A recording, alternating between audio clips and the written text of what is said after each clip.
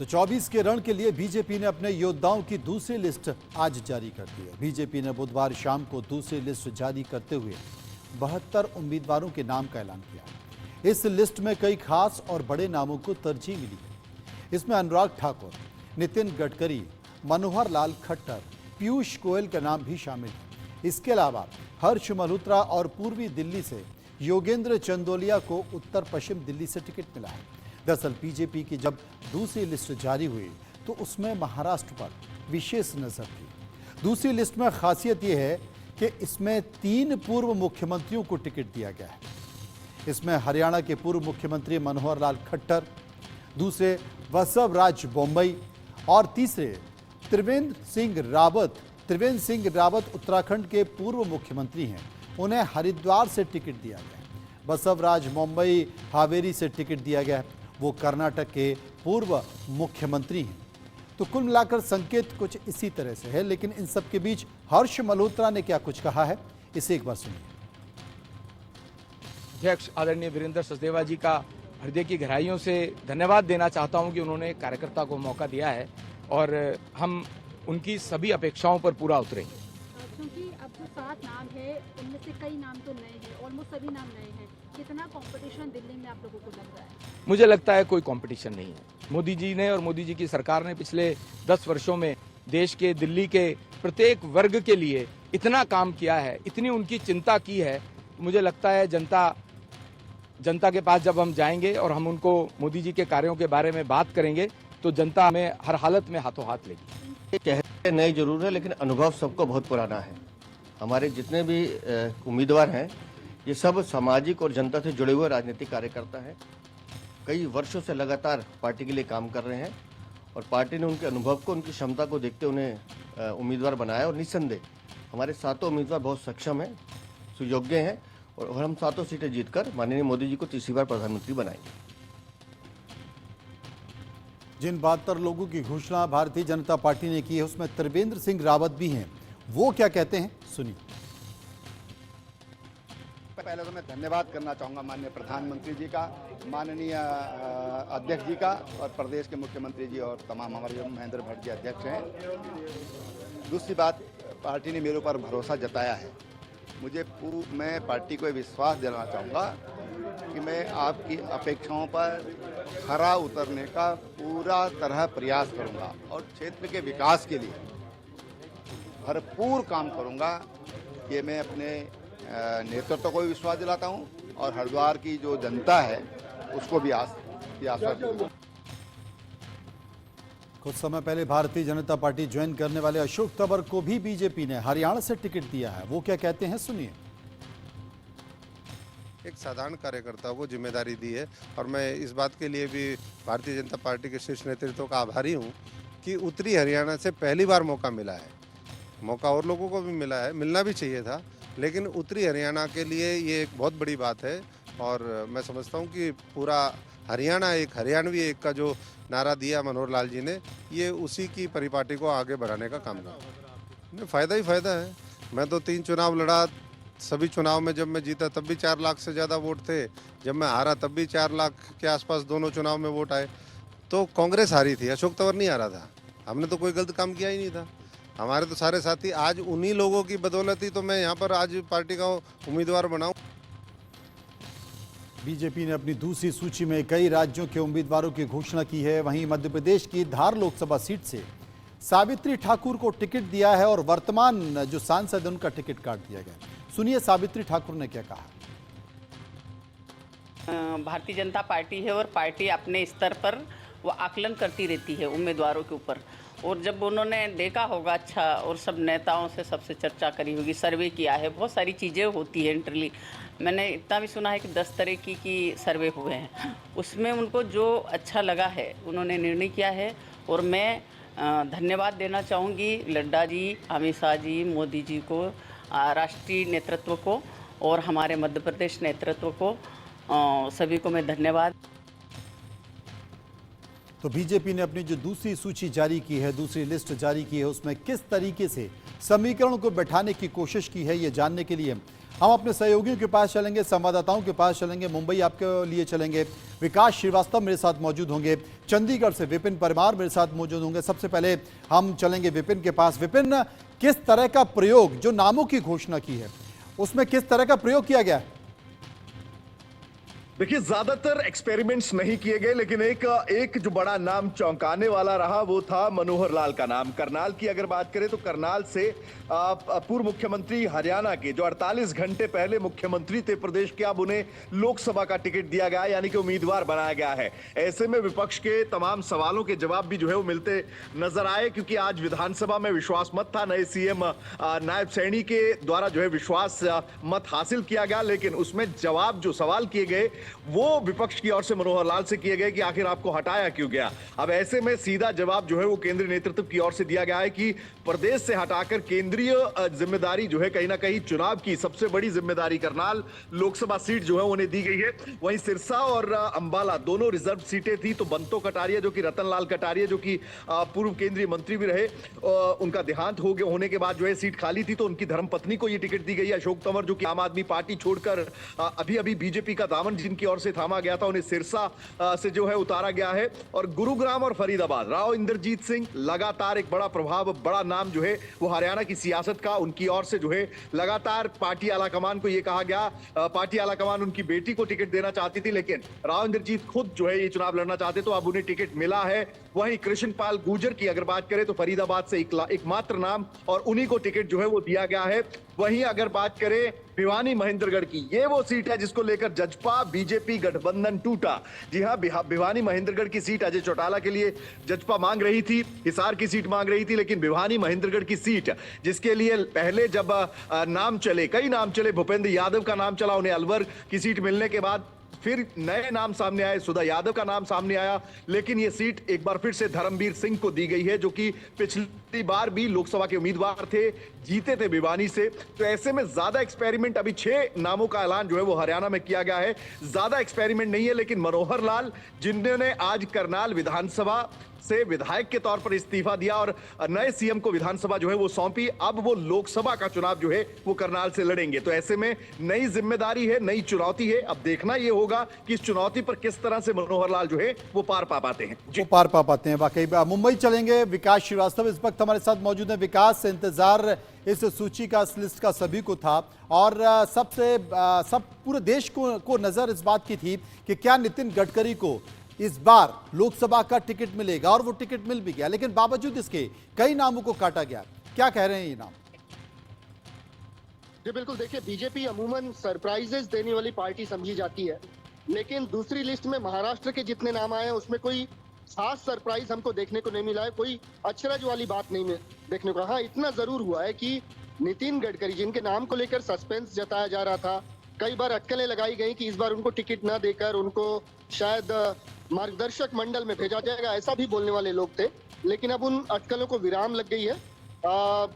नागपुर से गडकरी लड़ेंगे, ये तय हो चुका है। हालांकि कुछ प्रयोग बीजेपी ने जरूर किए हैं। मसलन कुछ सीटों पर मौजूदा सांसद को टिकट न देके कुछ नए चेहरे उतारे गए हैं, जिसमें मैं बात करूं मुंबई की जो नॉर्थ मुंबई सीट है, वहां से गोपाल शेट्टी को टिकट न देके केंद्रीय मंत्री पीयूष गोयल को चुनाव लड़वाया जा रहा है। इसके अलावा बीड़ की जो सीट है, जो कि जिस पर गोपीनाथ मुंडे के निधन के बाद उनकी मझली बेटी प्रीतम मुंडे थी, उनको टिकट न देके अब की बार पंकजा मुंडे को चुनाव लड़वाया जा रहा है। मतलब उनको राज्य की राजनीति से केंद्र में भेजने की तैयारी। तो ये कुछ चीजें हैं जो नई है, लेकिन अचरज जैसी कोई बात है इस लिस्ट में, ऐसा हमें देखने को नहीं मिलता। बाकी महिमा कटारिया हमारे साथ मौजूद है, महिमा के पास हम चलेंगे। महिमा, सबको इंतजार इस बात को लेकर था कि बीजेपी चौंका सकती है, और बीजेपी ने चौंकाया। इस लिस्ट में भी कई सिटिंग एमपीज के टिकट काटे गए हैं, यानी कि लगातार बीजेपी हर बार प्रयोग कर रही है और पूर्व मुख्यमंत्रियों को वो केंद्र की राजनीति में ला रही है। शिवराज सिंह चौहान को पहले लाया गया, मनोहर लाल खट्टर को अब लाया गया, त्रिवेंद्र सिंह रावत को लाया गया। बिल्कुल मनोज जी, देखिए, भाजपा की अगर दूसरी सूची की हम बात करते हैं, 10 राज्य, 1 केंद्र शासित प्रदेश हो गया, यानी 72 उम्मीदवारों को घोषित किया गया है। हालांकि आपने बात की जब मुख्यमंत्री की, तो 3 पूर्व मुख्यमंत्री मनोहर लाल खट्टर, बसवराज बोमई और त्रिवेंद्र सिंह रावत को इस बार टिकट मिली है। दिल्ली की अगर हम एक बार ओवरऑल पिक्चर समझ लेते हैं कि आखिर ये 72 उम्मीदवार कौन है, यानी 72 ये उम्मीदवार कौन है, किनका नया कि क्या क्या नए नाम शामिल हुए हैं। हालांकि अगर हम दिल्ली की बात करते हैं तो दिल्ली से 2 टिकट कटी है, कुल 7 में से 6 नए उम्मीदवार जो है वो मैदान में आए हैं। हालांकि एक मनोज तिवारी ने अपनी जो सीट है वो रिटेन की है। उत्तराखंड की अगर हम बात करते हैं तो 2 प्रत्याशियों के नाम यानी 2 उम्मीदवारों के नाम आ जाए हैं, जिसमें से निशांक का पत्ता कटा है और अनिल बलूनी को टिकट दिया गया है। अगर कर्नाटका की बात करते हैं मनोज मनु जी, तो 13 नए चेहरे जो है वो इस बार रण में उतारे गए हैं। महाराष्ट्र में 20 सीटों पर प्रत्याशी घोषित किए गए हैं। पीयूष गोयल सहित 7 नए चेहरे जो है वो सामने आए हैं। मध्य प्रदेश में 5 नाम घोषित किए गए। हालांकि मध्य प्रदेश की जानकारी आपको बहुत ज्यादा है। बालाघाट और धार से नए प्रत्याशी चुनावी मैदान में उतारे गए हैं। हरियाणा की बात हालांकि विपिन जी ने बहुत सही तरीके से समझा दी थी कि किस तरीके से रतनलाल कटारिया की मृत्यु के बाद उनकी पत्नी बंतो कटारिया को जो टिकट है वो मिला है। नए चेहरे सिरसा से कहें या करनाल से कहें मनोहर लाल खट्टर को दिया गया है। हरियाणा में 10 सीटों में से 6 सीटों पर घोषित किए गए हैं, जिसमें से करनाल में चेंजेस देखे गए हैं, सिरसा में चेंजेस देखे गए हैं। तो ये एक ओवरऑल पिक्चर्स हो गई, जिसमें कहीं ना कहीं अगर कर्नाटका में 13 नए चेहरे उतारे गए हैं, उत्तराखंड में 1 नया चेहरा उतारा गया है, लेकिन अभी भी ओडिशा बाकी है, पश्चिम बंगाल बाकी है, बिहार बाकी है। क्योंकि लगातार राजधानी दिल्ली में जहां पर केंद्रीय चुनाव समिति की बैठक हो रही है, वहीं पर कोर कमेटी की बैठक हो रही है, सीट शेयरिंग लगातार चल रही है। हमने देखा हरियाणा में किस तरीके से जो पॉलिटिकल इक्वेशन है वो बदलता नजर आया। रातों रात मुख्यमंत्री को बदल दिया गया। पूरी की पूरी किस तरीके से जितनी भी पॉलिटिकल डेवलपमेंट हो रही है, तो 2024 को लेकर नए चेहरे जहां पर इंक्लूड हो रहे हैं, वहीं पर कई ऐसे चेहरे हैं जिनको रिटेन किया जा रहा है। मुंबई में या कहें मुंबई से पीयूष गोयल को टिकट दिया गया है। हालांकि उनका नाम गाजियाबाद से भी चल रहा था, मेरठ से भी चल रहा था, लेकिन इंडिया न्यूज ने सबसे पहले बताया था कि किस तरीके से मुंबई नॉर्थ से पीयूष गोयल को टिकट मिलेगा। नागपुर की अगर हम बात करते हैं तो नितिन गडकरी ने वहां से रिटेन किया है, दिल्ली से मनोज तिवारी ने रिटेन किया है। और अगर हम पहली सूची लेकिन महिमा एक बात मैं पूछना चाहता हूं कि दिल्ली को क्या हुआ है? 6 लोकसभा सीटों में से 7 लोकसभा की सीटों में से 6 सीटों पर पार्टी ने अपने प्रत्याशी बदल दिए। हंसराज, गौतम गंभीर जैसे जो आसमानी सितारे हैं उनको हटा के जो जमीनी सतह पर कार्य करने वाला कार्यकर्ता है, पार्टी ने इस बार उनको तरजीह दी है, उनकी पूछ परख की है। बिल्कुल मनोज मनु जी, जिस तरीके से आपने कहा था कि भारतीय जनता पार्टी हमेशा कोई चौंकात देने वाला काम करती है, या कहें प्रधानमंत्री नरेंद्र मोदी के नेतृत्व में कुछ ना कुछ अलग देखने को जरूर मिलता है, तो वही हालात राजधानी दिल्ली में भी नजर आ रहे हैं। 7 लोकसभा सीट है, उनमें से 6 पर नए प्रत्याशी। ये भी इंडिया न्यूज की मोहर लग चुकी थी इस बात पे भी, क्योंकि इंडिया न्यूज ने यह भी बता दिया था कि 7 सीट में से सिर्फ और सिर्फ मनोज तिवारी जो है वो रिटेन करेंगे। बाकी 6 सीटों पर जो प्रत्याशी हैं, जो उम्मीदवार हैं, वो बदले जाएंगे। और वही हुआ। तो किस तरीके की स्ट्रैटेजी, क्योंकि आपने देखा होगा कि जिस तरीके से आपने देखा कि मनोहर लाल खट्टर को अब लोकसभा सीट लड़ाई जा रही है, यानी पूर्व मुख्यमंत्री, आपने खुद शिवराज सिंह चौहान का नाम लिया है, त्रिवेंद्र सिंह रावत हो गए, उनको लोकसभा लड़ाई जा रही है। तो जिस तरीके की स्ट्रैटेजी विधानसभा में अपनाई गई थी कि एमपीज को रण में उतार दिया गया था, यानी किस तरीके से एमपीज को विधायकी का चुनाव लड़ा दिया गया था, और यहाँ पर अब किस तरीके से पूर्व मुख्यमंत्री हो या एमएलए हो, उनको मौका दिया जा रहा है एमपी बनने का। हालांकि जब हम नए चेहरों की बात करते हैं तो पिछली लिस्ट की अगर हम बात करें 195 जहां पर नाम आए थे, तो 40% ऐसे वो नाम निकल के आए थे जो 50 के एज बार से कम थे। तो अब देखना ये होगा कि आगे जो बाकी के नाम है, क्योंकि उड़ीसा में अभी गठबंधन की बात कर रहे हैं, सीट शेयरिंग की बात चल रही है। हालांकि बिहार की राजनीति में आज सीट शेयरिंग को लेकर चीजें फाइनल हो गई हैं, तो वहां पर किस तरीके के टर्न्स एंड ट्विस्ट देखने को मिलेंगे। हरियाणा की पॉलिटिकल इक्वेशन चेंज हुई है, तो तमाम चीजें जो चेंज होती नजर आ रही है, उसमें प्रधानमंत्री का ये नारा कि भारतीय जनता पार्टी को 370 लानी है और एनडीए को 400 पार करना है, तो कहीं ना कहीं एलाइज को खुश रखना। क्योंकि महाराष्ट्र की अगर हम बात करते हैं, जब हम पीयूष गोयल की बात कर रहे हैं, तो महाराष्ट्र में भी किस तरीके से, क्योंकि आज अगर अंदर खाने की हम बात करें मनोज मनु जी, तो भारतीय जनता पार्टी कम से कम 31 से 32 सीटों पर वहां लड़ना चाहती है। अगर हम शिवसेना की बात करते हैं तो उनको कहीं ना कहीं 10 सीट है। अब देखना ये होगा कि अजीत पवार की पार्टी यानी एनसीपी को कितनी सीटें मिलेंगी। 4 से 8 सीट वहां पे भी कही जा रही हैं। तो किस तरीके की एक पॉलिटिकल इक्वेशन, सीट शेयरिंग की इक्वेशन बन के आती है। ये आपने बहुत महत्वपूर्ण किया। बीजेपी ने जो अपने हिसाब की चीजें हैं तो करीबन वो साफ कर दिया है, लेकिन एनसीपी यानी कि शिंदे और एनसीपी को लेकर अभी भी मामला फंसा हुआ है। ऐसा कहा जा रहा है कि बिहार में भी चिराग पासवान को पार्टी ने अपना लिया है और पशुपति पारस को राज्यपाल की तरफ रवाना किया जा रहा है। वहीं उपेंद्र कुशवाहा कहां जाएंगे, उस पर भी मंथन और चिंतन हो रहा है। उत्तर प्रदेश में जो घटक दल हैं वहां भी समीकरण बैठाने की कोशिश की है। वो चीजें कब तक सुलझ जाएंगी? देखिए मनोज जी, अगर हम ओवरऑल लोकसभा की बात करते हैं तो हालांकि आपने सही एक आंकड़ा अपनाया कि अगर हम बिहार की निकल के बात करते हैं, पहले हम बिहार के मुद्दे की बात कर लेते हैं कि किस तरीके से चिराग पासवान, जो अटकलें चल रही थी कि चिराग पासवान खुश नजर नहीं आ रहे हैं, एनडीए में शामिल नहीं होना चाहते, आज वो अटकलें क्लियर होती नजर आई हैं।